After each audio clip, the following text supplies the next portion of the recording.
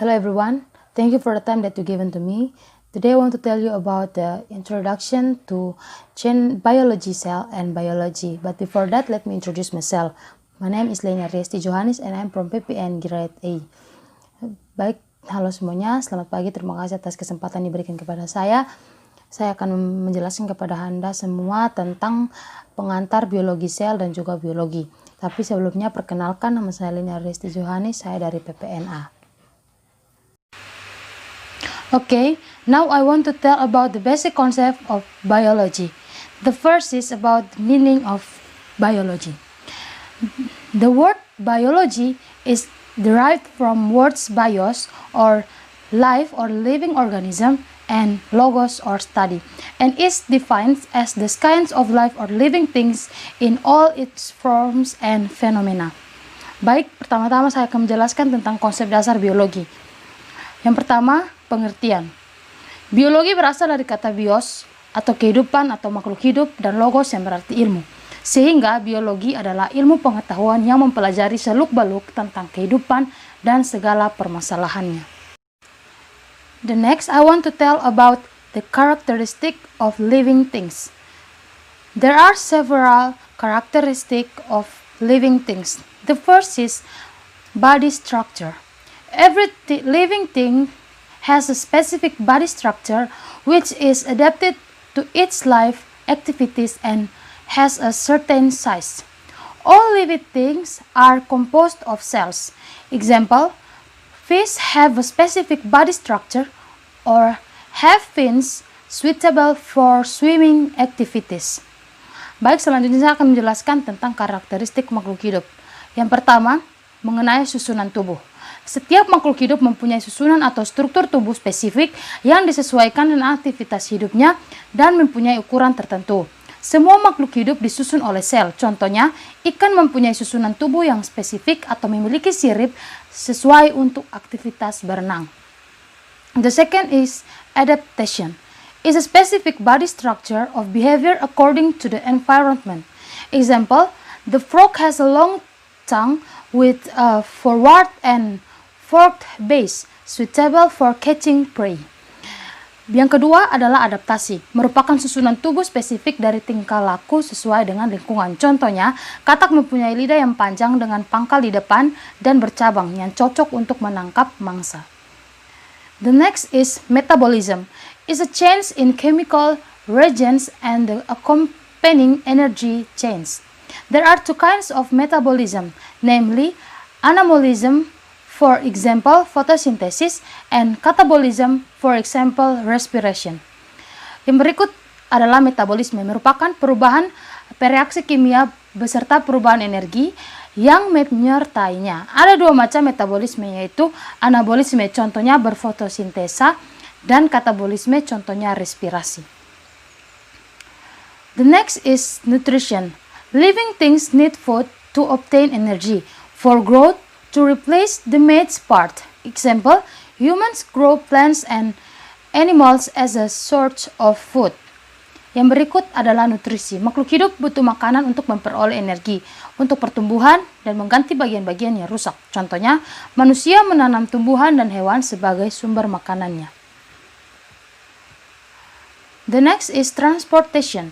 Transportation of substance from one part of body to another. Example, transport of water and dissolved ions from the soil to the leaves and from the leaves to the rest of the body. Yang berikut adalah transportasi, pengangkutan zat dari bagian tubuh yang satu ke bagian tubuh yang lain. Contohnya, pengangkatan air dan ion-ion tertentu terlarut dari dalam tanah ke daun dan dari daun ke seluruh tubuh. The next is motion. An organism can use its own power to move its entire body or parts of its body. Example, frogs can jump from one place to another. Dan yang berikut adalah gerak. Organisme dapat menggunakan kekuatan sendiri untuk menggerakkan seluruh tubuhnya atau sebagian tubuhnya. Contohnya, katak dapat melompat dari satu tempat ke tempat yang lain. The next is irritability. Organisms are sensitive to stimuli from the environment and react to these stimuli. Example, when a frog sees a mosquito, its tongue sticks out and catch it. Yang berikut adalah iritabilitas. Organisme peka terhadap rangsangan dari sekitar dan bereaksi terhadap rangsangan tersebut. Contohnya, ketika katak melihat nyamuk, lidahnya menjulur keluar dan menangkapnya. The next of characteristic of the living organism is reproduction. The ability to produce new individuals of the same type as the parent. The human example gives birth to human children. Yang berikut adalah reproduksi, kemampuan untuk menghasilkan individu baru yang tipenya hampir sama dengan induknya. Contohnya manusia melahirkan anak manusia. The next is grow and thrive. The stage of change is towards a more complete and more complex condition. Example, frog eggs become embryos, then tadpoles, then small frogs, and then adult frogs.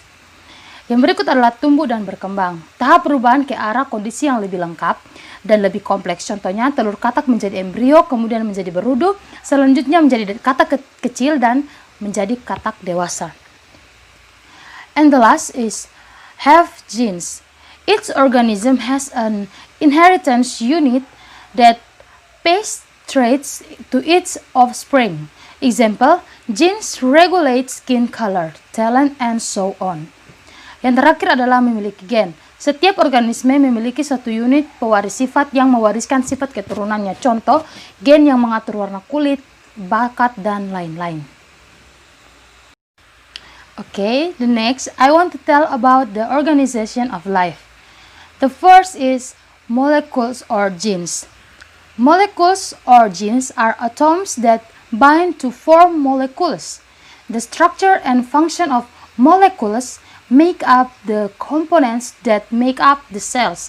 Example, protein molecules, phospholipids, cholesterol, carbohydrates, and water, and other ions are components of the cell membrane.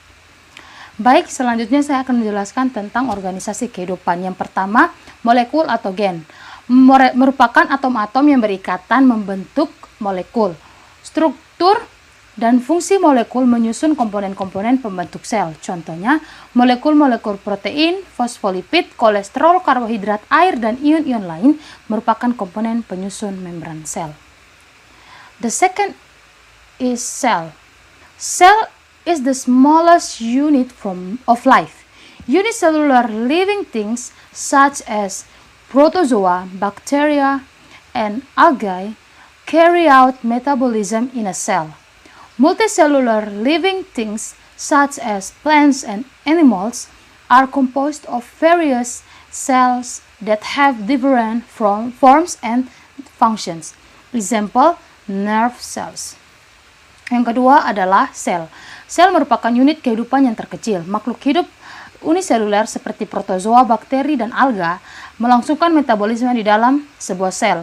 Makhluk hidup multiseluler seperti tumbuhan dan hewan disusun oleh bermacam-macam sel yang memiliki bentuk dan fungsi yang berbeda. Contohnya sel saraf.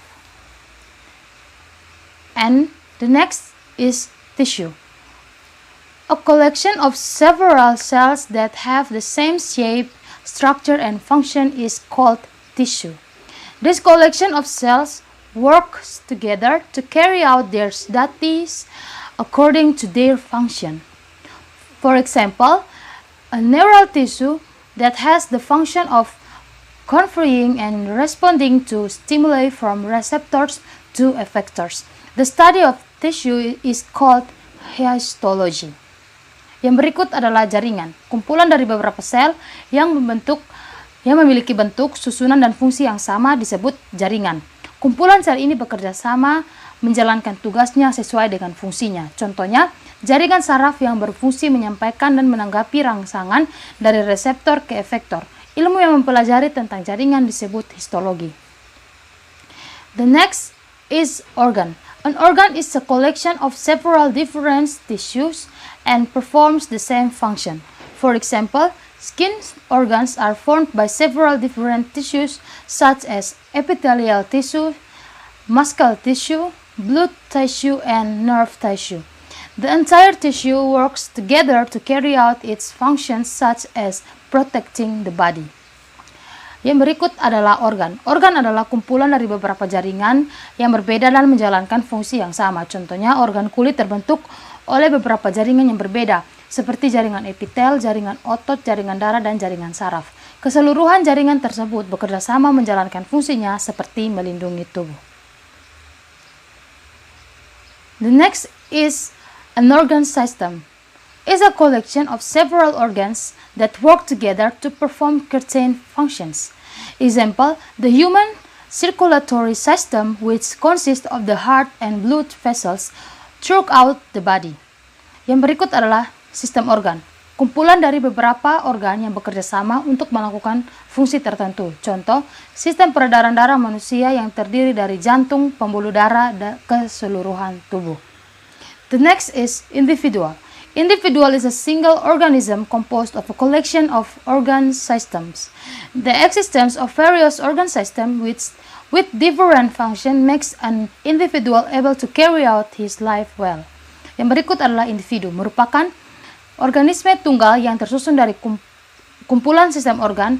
Adanya berbagai sistem organ yang fungsinya berbeda membuat suatu individu dapat melakukan hidupnya dengan baik. And the next is a population. Is formed by a collection of individuals or similar species that occupy a habitat. In a population, there is an interaction or relationship between species. This relationship aims to carry out its life functions such as mating, breeding, protection, and etc. Yang berikut adalah populasi, terbentuk oleh kumpulan individu atau spesies yang sejenis yang menempati suatu habitat. Dalam populasi terjadi interaksi atau hubungan antara spesiesnya. Hubungan tersebut bertujuan untuk menjalankan fungsi hidupnya seperti melakukan perkawinan, berkembang biak, perlindungan, dan sebagainya. The next is communities. Are formed by various types of living things that interact with each other and occupy the environment at the same time. Broadly speaking, the community can be divided into two, namely aquatic communities found in the sea, the now rivers, ditches, and ponds. The second is terrestrial communities found in grassland, deserts, botanical gardens, home yards, gardens, and rice fields. Yang berikut adalah komunitas. Dibentuk oleh berbagai jenis makhluk hidup yang saling berinteraksi menempati lingkungan dalam waktu yang sama. Secara garis besar, komunitas dapat dibedakan menjadi dua, yaitu komunitas akuatik terdapat di laut, danau, sungai, parit, dan juga kolam. Yang kedua, komunitas terestrial terdapat di padang rumput, padang pasir, kebun raya, halaman rumah, kebun, dan sawah. The next is ecosystems. Are formed by several types of population that interact with their environment. For example, pond water ecosystem like lake ecosystem, rice field ecosystem, and etc. Yang berikut adalah ekosistem, dibentuk oleh beberapa macam populasi yang berinteraksi dengan lingkungan tempat mereka hidup. Contohnya ekosistem air kolam, ekosistem danau, ekosistem sawah, dan lain-lain. The next is a biome. Biome is a large unit of land area formed by large-scale ecosystems that occur due to climate interaction with a unique diversity of living things. Example of grassland biomes, tropical rainforest biomes, and etc. Yang berikut adalah bioma, merupakan satuan daerah daratan yang luas yang dibentuk oleh ekosistem dalam skala besar yang terjadi karena adanya interaksi iklim dengan keanekaragaman makhluk hidup yang khas. Contoh bioma padang rumput, bioma hutan hijau, tropis, dan lain-lain. And the last is biosphere. The entire biome or all organisms on Earth and the place of life which includes the atmosphere, hydrosphere, and lithospheres is called biosphere. Dan yang terakhir adalah biosfer. Keseluruhan bioma atau seluruh organisme di bumi beserta tempat hidup yang meliputi atmosfer, hidrosfer, dan litosfer disebut dengan biosfer. Okay, the next I want to tell about the biology cell. The first is meaning. The cell is the smallest structural and functional unit of living things and cannot be further divided into smaller parts. Structurally, it means that the cell is the smallest unit of living things, while functionally it means that the cell has the ability to be able to carry out various life processes such as overhaul, synthesis, respiration, and etc. Cells have three main structures, namely the cell membrane, cytoplasm, and cell organelles. Based on their structure, cells are divided into prokaryotic cells and eukaryotic cells. Baik, selanjutnya saya akan menjelaskan tentang biologi sel. Yang pertama, pengertian. Sel merupakan unit terkecil dari makhluk hidup secara struktural dan fungsional, serta tidak dibagi lagi menjadi bagian yang lebih kecil. Secara struktural artinya sel merupakan unit terkecil dari makhluk hidup, sedangkan secara fungsional artinya sel memiliki kemampuan untuk dapat melakukan berbagai proses kehidupan seperti perombakan, sintesis, respirasi, dan lain-lain. Sel sendiri memiliki tiga struktur utama, yaitu membran sel, sitoplasma, dan organel sel. Berdasarkan strukturnya, sel dibedakan menjadi sel prokaryotik dan sel eukaryotik. Okay, there are the difference between prokaryotic cell and eukaryotic cell. The first, eukaryotic cell do not have a nuclear membrane or genetic material is distributed in cytoplasm of the cell. And eukaryotic cell has a nuclear membrane or genetic material is in the cell nucleus. The second, the prokaryotic cell do not have an endomembranous system or organelles do not have membranes, and eukaryotic cells has an endomembrane system or membrane organelles. And the third, prokaryotic cell only in the Archaebacteria and Eubacteria kingdoms, but eukaryotic cells there are in the kingdom Protista, Fungi, Plantae, and Animalia. Baik, berikut adalah beberapa perbedaan antara sel prokaryotik dan juga sel eukaryotik. Yang pertama, sel prokaryotik tidak memiliki membran inti atau materi genetik tersebar pada sitoplasma sel. Sedangkan sel eukaryotik memiliki membran inti di mana materi genetiknya berada di inti sel. Yang kedua, sel prokaryotik tidak memiliki sistem endomembran atau organel, tidak memiliki membran, sedangkan eukaryotik memiliki sistem endomembran atau organel bermembran. Yang ketiga, sel prokaryotik hanya terdapat pada kingdom Archaebacteria dan Eubacteria, dan sedangkan sel eukaryotik terdapat pada kingdom Protista, Fungi, Plantae, dan juga Animalia. Okay, now I want to tell about the structure of a cell. The first is the cell membrane. The cell membrane is the boundary between outer environment and the inside of the cell. The cell membrane is selectively permeable. That is, it can only be passed by certain substances such as glucose, amino acids, glycerol, and ions. Cell membrane function, namely as a receptor, protects cell contents from leaving the cell, arrange the molecules in and out of cells, and biochemical process occur. For example, oxidation reaction and respiration. The cell membrane consists of a protein layer and a double lipid layer or lipid bilayer. Baik, saya akan menjelaskan tentang struktur sel. Yang pertama, membran sel. Membran sel merupakan batas antara lingkungan luar dengan lingkungan bagian dalam sel. Membran sel bersifat selektif permeabel, yaitu hanya dapat dilewati oleh zat-zat tertentu seperti glukosa, asam amino, dan ion-ion, serta gliserol. Fungsi dari membran sel yaitu sebagai reseptor, melindungi isi sel agar tidak keluar dari sel, mengatur molekul dalam keluar masuk sel, proses terjadinya biokimiawi, contohnya reaksi oksidasi dan respirasi. Okay, the next is the cytoplasm. Is the fluid inside the cell where the cell organelles are located.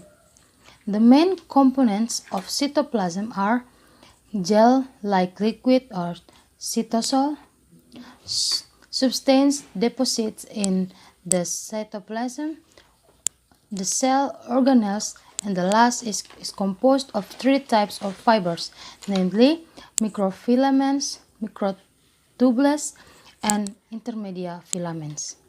Yang berikut adalah sitoplasma. Sitoplasma merupakan cairan di dalam sel, di mana organel-organel sel berada. Komponen utama penyusun sitoplasma adalah cairan seperti sitosol, substansi simpanan dalam sitoplasma, organel-organel sel, dan kerangka sel atau sitoskeleton yang tersusun dari 3 jenis serabut, yaitu mikrofilamen, mikrotubulus, dan filamen intermedia.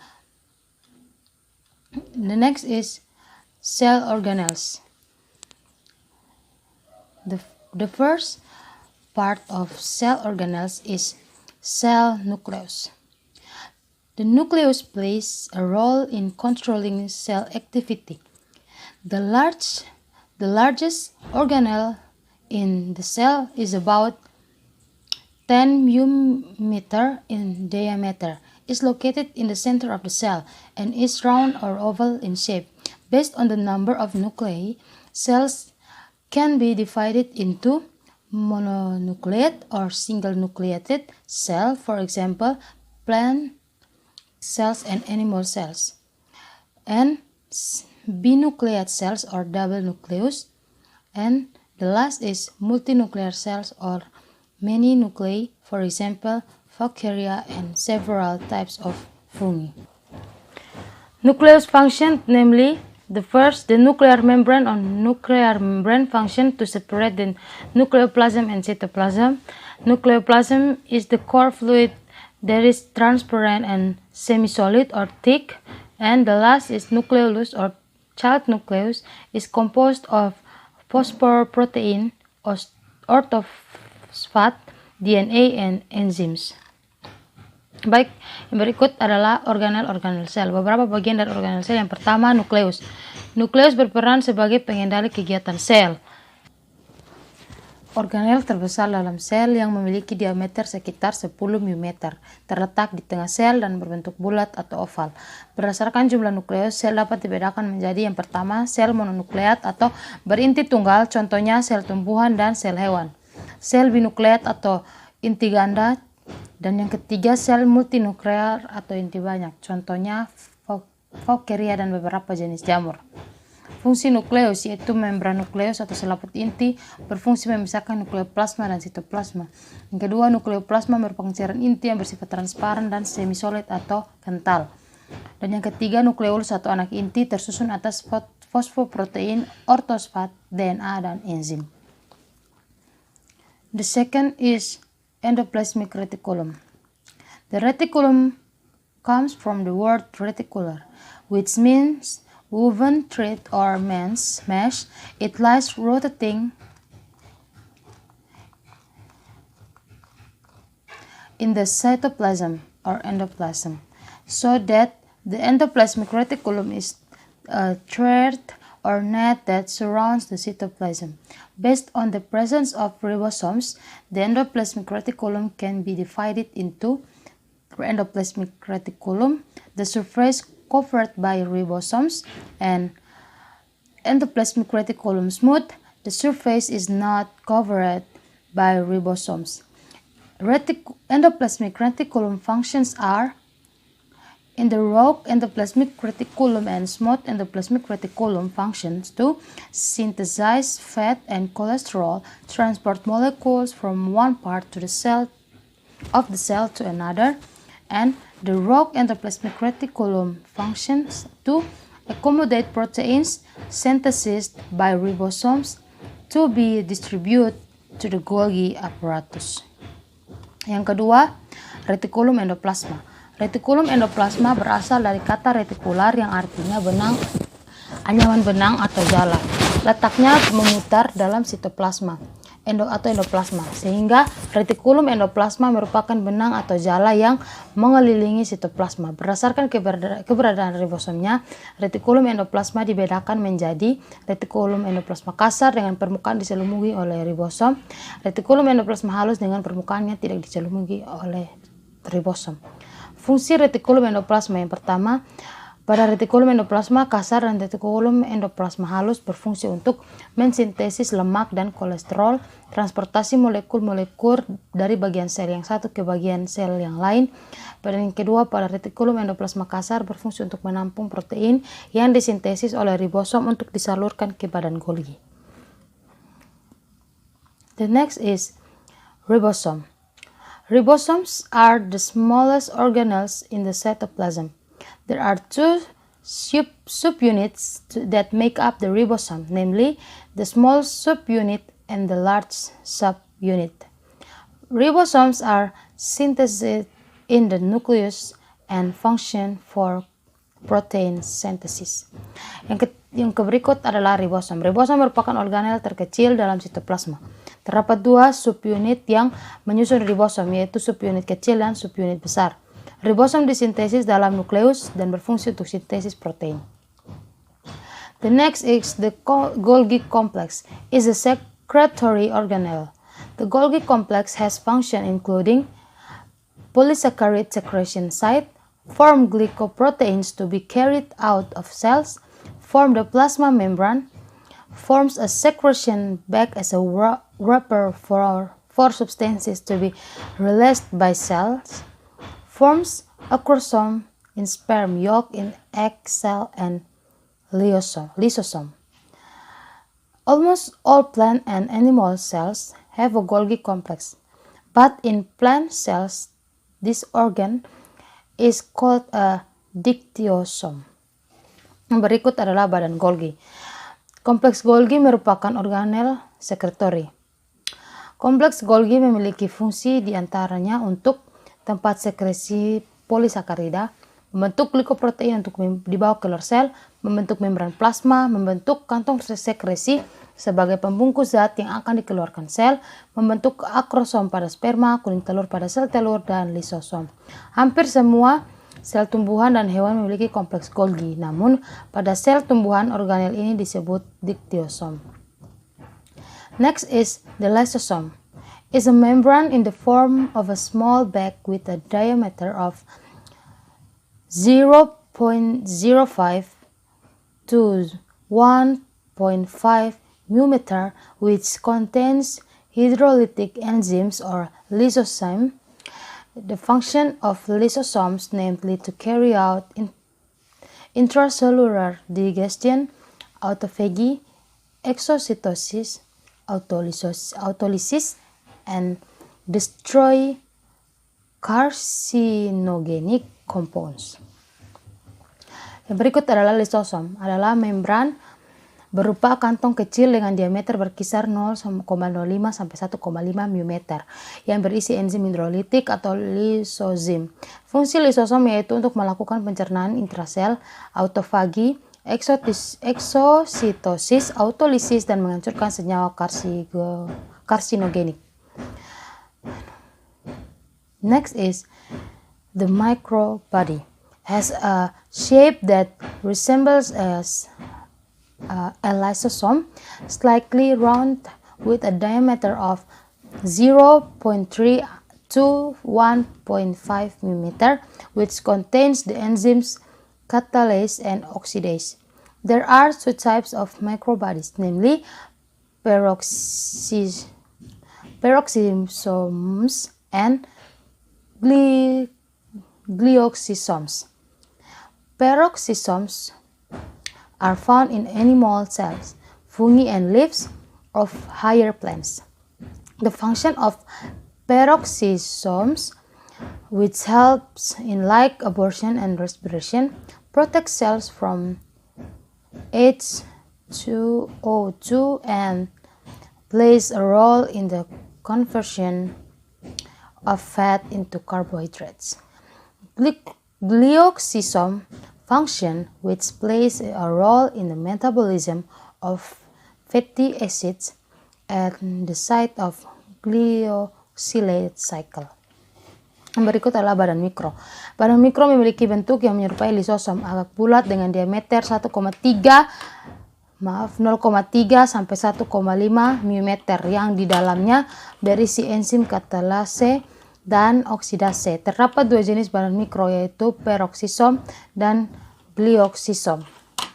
Peroksisom terdapat pada sel hewan, fungi, dan daun tanaman tingkat tinggi. Fungsi peroksisom yaitu membantu dalam penyerapan cahaya, respirasi, dan melindungi sel dari H2O2 dan berperan dalam perubahan lemak menjadi karbohidrat. Giloksisom terdapat dalam sel tanaman. Fungsi giloksisom yaitu berperan dalam metabolisme asam lemak dan tempat terjadinya siklus giloksilat. The next is the mitochondria are composed of cristae or protrusions of expansions of the inner membrane, and the mitochondrial matrix or inner space rich in cytochromic enzymes, DNA, RNA, and proteins.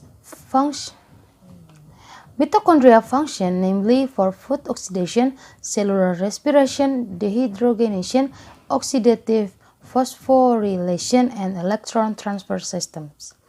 Yang berikut adalah mitokondria, memiliki bentuk bulat panjang seperti tongkat dan terdapat pada sel eukariot aerob. Mitokondria tersusun dari krista atau tonjolan perluasan enzim dari membran dalam dan matriks mitokondria atau ruang dalam yang kaya akan enzim sitokrom, DNA, RNA, dan protein. The next one is chloroplast, are only found in plant and algae cells. Inside the chloroplast, there are chlorophyll or photosynthetic pigment and stroma. Photosynthetic pigments function to capture sunlight, which will be converted into chemical energy. The function of chloroplast, namely as a place for photosynthesis to take place. Yang berikut adalah chloroplast, hanya terdapat pada sel tumbuhan dan alga. Di dalam chloroplast terdapat klorofil atau pigmen fotosintesis dan stroma. Pigmen fotosintesis berfungsi untuk menangkap cahaya matahari yang akan diubah menjadi energi kimia. Fungsi chloroplast yaitu sebagai tempat berlangsungnya fotosintesis. And the last is centrioles. Consists of a single layer of cylinders in which there are 9 microtubules. Every animal cell, some microorganisms are lower plants have 2 centrioles in the cytoplasm. Centrioles play a role in the process of the cell division. Yang terakhir adalah centriole, terdiri dari satu lapis silinder yang di dalamnya terdapat 9 mikrotubulus. Setiap sel hewan, beberapa organisme, dan tumbuhan tingkat rendah memiliki 2 centriole dalam sitoplasma. Centriole berperan dalam proses pembelahan sel. Okay, the last one I want to tell about the process in cell biology. The first is passive transport. Passive transport is a transport that doesn't require energy across the plasma membrane. Passive transport includes osmosis and diffusion. The first is osmosis. Osmosis is a special case of passive transport in which water molecules diffuse pass through the membrane which is selectively permeable. In an osmosis system, there are hypertonic solution or solution that have a high dissolved concentration, hypotonic solution or solution with low dissolved concentration, and isotonic solution or two solutions that have the same dissolved concentration. If there are two solutions that are not the same concentration, then the water molecules pass through the membrane until the two solutions are balanced. Baik, selanjutnya yang terakhir saya akan menjelaskan tentang proses-proses dalam biologi sel. Yang pertama, transport pasif. Transport pasif merupakan transport yang tidak memerlukan energi untuk melewati membran plasma. Transport pasif mencakup osmosis dan difusi. Yang pertama, osmosis. Osmosis adalah kasus khusus dari transport pasif di mana molekul air berdifusi melewati membran yang bersifat selektif permeabel. Dalam sistem osmosis dikenal larutan hipertonik atau larutan yang mempunyai konsentrasi terlarut tinggi, larutan hipotonik atau larutan dengan konsentrasi terlarut rendah, dan larutan isotonik atau dua larutan yang mempunyai konsentrasi terlarut sama. Jika terdapat dua larutan yang tidak sama konsentrasinya, maka molekul air melewati membran sampai kedua larutan seimbang. In the osmosis process, in a hypertonic solution, most of the water molecules are bound or attracted to the sugar molecules or dissolved, so that only a few water molecules are free and can be passed through the membrane. Whereas in a hypotonic solution, it has more free water molecules or not bound by dissolved molecules, so more water molecules pass through the membrane. Therefore, in osmosis, the net flow of water molecules is from a hypotonic to hypertonic solution. The osmosis process also occurs in living cell in nature. Change in cell shape occur if there are different solutions. Cells that are located in an isotonic solution will have a constant volume. In this case, the cell which will gain and lose the same water. Many marine animals such as starfish or Echinodermata and crabs or arthropoda have isotonic cell fluids with their environment. If cells are present in hypotonic solution, they will get a lot of water, which you can use. This is in animal cells, or high turgidity in plant cell.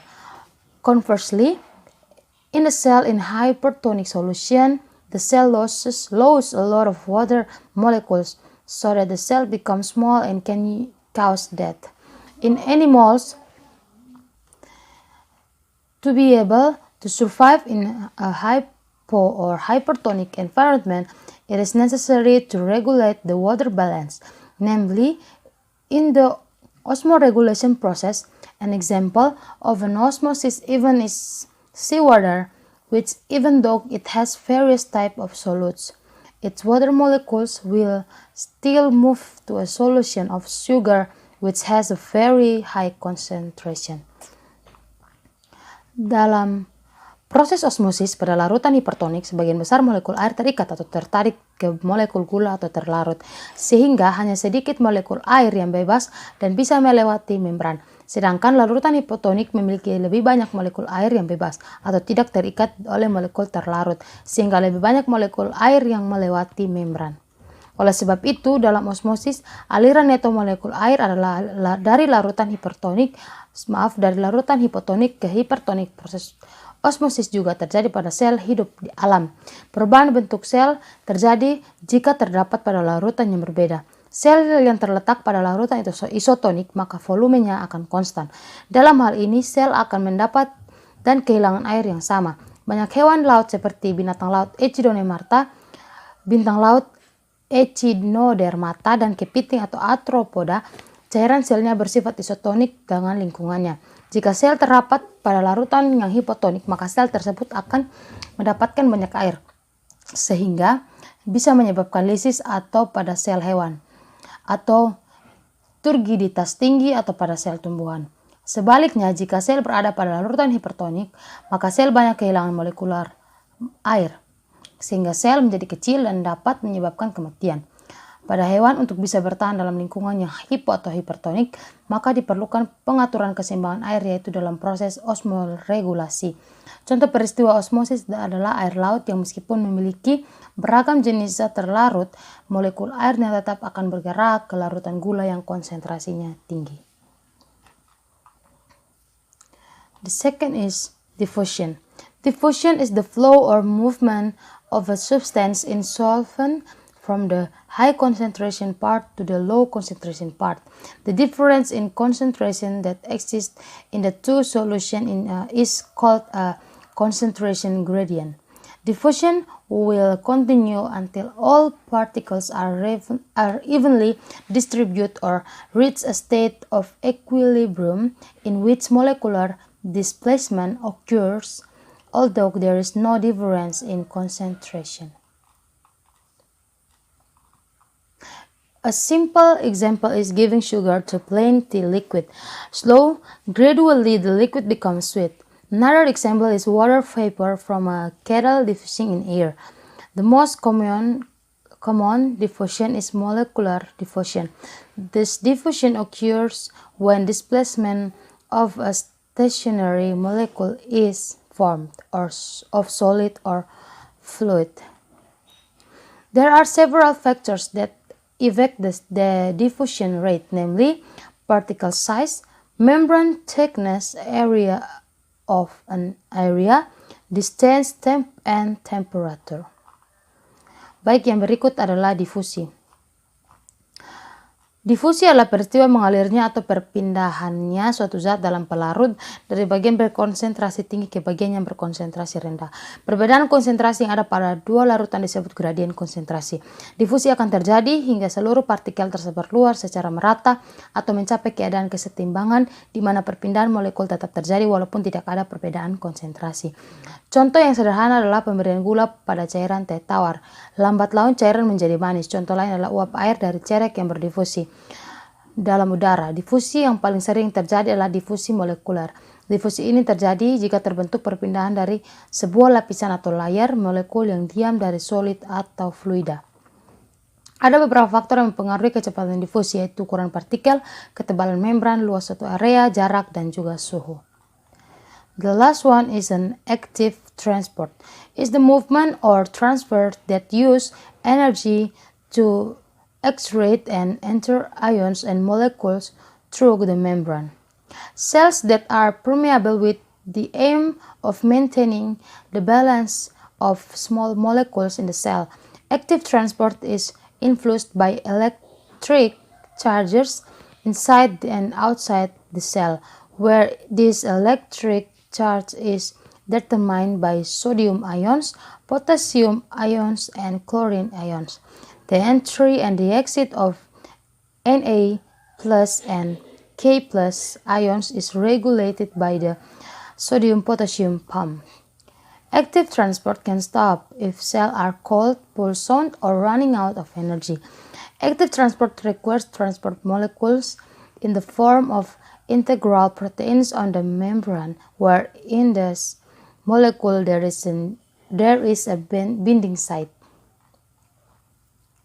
The active transport process begins with the uptake of 3 Na plus ions from the cell and occupies the binding site on the integral protein. Energy is required for changing the form of integral protein in the membrane that previously opened inward to cell to open the outside of the cell. Furthermore, Na plus ions are released from the binding site and leave the protein integral towards the outside of the cell. Then, from outside the cell, 2 K plus ions occupy the site binding in integral proteins. The shape of the integral proteins changes from before open outward to open inward the cell, and potassium ions released into the cell. Baik, yang terakhir adalah transport aktif. Transport aktif adalah pergerakan atau pemindahan yang menggunakan energi untuk mengeluarkan dan memasukkan ion dan molekul-molekul membran. Sel yang bersifat permeabel dengan tujuan memelihara keseimbangan molekul kecil di dalam sel. Transport aktif dipengaruhi oleh muatan listrik di dalam dan di luar sel, di mana muatan listrik ini ditentukan oleh ion natrium atau Na+, ion kalium atau Ka+, dan ion klorin atau Cl-. Keluar masuknya ion Na+ dan K+ diatur oleh pompa natrium-natrium. Transport aktif dapat berhenti jika sel didinginkan, mengalami keracunan, atau kehabisan energi. Transport aktif memerlukan molekul pengangkut berupa protein integral pada membran, di mana di dalam molekul ini terdapat situs pengikatan. Proses transport aktif dimulai dalam pengambilan 3 ion Na+ dari dalam sel dan menempati situs pengikatan pada protein integral. Energi diperlukan untuk mengubah protein integral pada membran yang sebelumnya membuka ke arah dalam sel menjadi membuka ke bagian luar sel. Selanjutnya, ion Na+ terlepas dari situs pengikatan dan keluar dari protein integral menuju keluar sel. Kemudian dari luar sel, 2 ion K+ menempati situs peningkatan di protein integral. Bentuk protein integral berubah dari sebelumnya membuka ke arah luar menjadi membuka ke arah dalam sel, dan ion kalium dilepaskan ke dalam sel. Okay, that's all from me.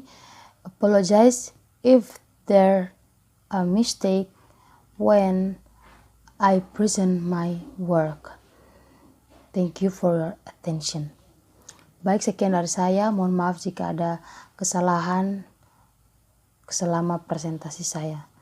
Terima kasih atas perhatiannya.